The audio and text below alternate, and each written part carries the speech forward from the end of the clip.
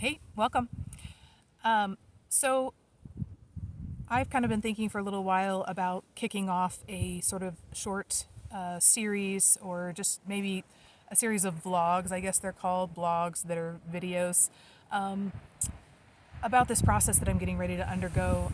I am myself undergoing a period of pretty significant change and upheaval and intentional upheaval. I'm making some choices to change my life in a really big way in various regards. And so with that, it's a really transformative time, but it's also a time where there's grieving that happens and the processing of various kinds of emotions.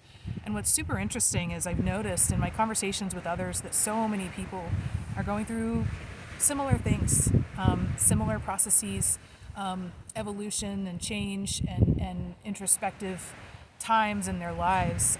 And it's a lot of heaviness. And Tedesura, the name, is one that I made up. But it comes from the Spanish word for treasure, which is tesoro, and the Spanish word for trash, which is basura. So literally te de sura. So treasure from trash.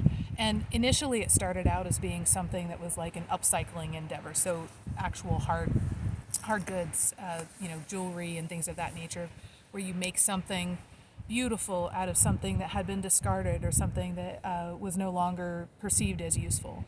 And then I started to kind of think about the application of that concept to life and to our thoughts and to our emotions and to situations that start out as being not optimal or not what we want them to be, and where we can, as human beings, thinking, perceiving, feeling, spiritual beings, carve out something beautiful from those experiences that are not what we want them to be or those situations. And so I'm calling this series Becoming Tedesura because my hope is that by sharing my process and sharing my experiences and what I'm undergoing, that maybe that can help you too, whoever you are that's watching this. And we can kind of go down this road together, even not knowing each other. So over the next handful of months, I don't really know how long I'll do this. I'll be sharing periodically just things that occur to me, and maybe that sometimes there'll be chanting, and maybe sometimes there will be meditation or guided meditation or even dance. Or I've recently picked up writing again and music again, so probably we'll be writing some songs, and so maybe I'll share them through here. Just for myself, but also to sort of encourage anyone who watches these to keep going and don't give up, and keep sort of pushing forward towards whatever it is that you think you need to be your most actualized version of yourself, the best version of yourself. And one of the thoughts that I've had that will kind of kickstart this series with, I guess, is being up here watching the birds. I come up here really often to watch them, and it's just fun to reflect on what their perspective is and just watch them interact. One of the things that I noticed last week when I was up here was it was incredibly windy, and it's windy right now, of course. A storm is blowing in, and so there is that. But it was incredibly windy, so windy that I could lean in. I spread my arms wide, and I could lean in to the wind, and it held my weight, and it was that strong. I'm not that heavy, but and I watched as one of the birds in the air, obviously very skilled at flying. It's been doing it its whole life, and it was trying with all its might to fly into the wind, and it was in this perfectly aerodynamic configuration where its wings were flush against the body, and it was pointed in that direction, but it wasn't moving. The wind was so strong, the resistance was so strong, that it was hanging perfectly still in space, neither moving forward or backward. And it kind of made me think about, when there is such tremendous change happening, it's really normal, I think, and very human to grasp onto things, or to struggle to let go.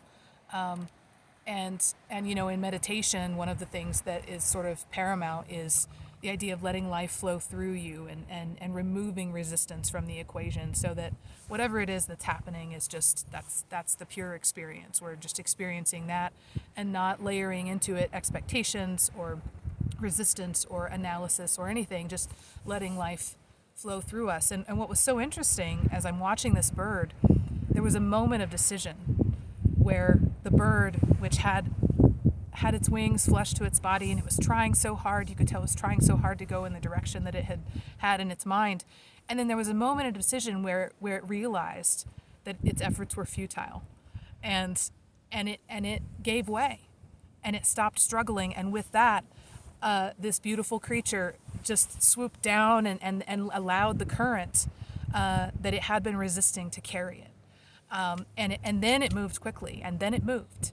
And that was what was so interesting, and that's what I was thinking is, we spend so much time resisting what is, but the moment that we do decide to release that resistance and just allow it to flow is when things can move.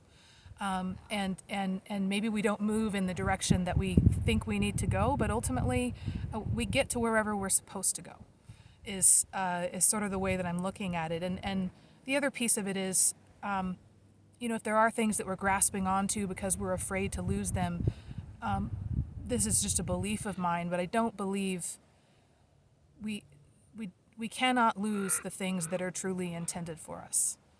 We never lose the things that are actually intended for us. And so if something is meant to be, what will be, will be. If something is meant to be, I really do feel like life has a way of presenting it with us somehow. Just maybe not in the way that we envision in our small, measly human minds. And so there's that. Maybe that's just sort of something that I comfort myself with that isn't true, but I feel that it is. I feel that it's been true in my life. Maybe it's true in yours too. So if in your meditation or in life, maybe think about the bird and think about being the bird in the flow of life and the things that are coming at us, whether it's wind in the case of that bird or other things that are pushing us back or pushing us off of the course that we think we need to follow. Allow it to carry you instead and just release the notion that you know what's best because maybe you don't. So that's, I think, the thought that I will leave you with, and we'll see where I go from here, and I'll keep providing these updates from time to time in the hopes that some of the things that I think about and some of the processes and the intentional healing focus that I have right now can be helpful. So much love and carry on.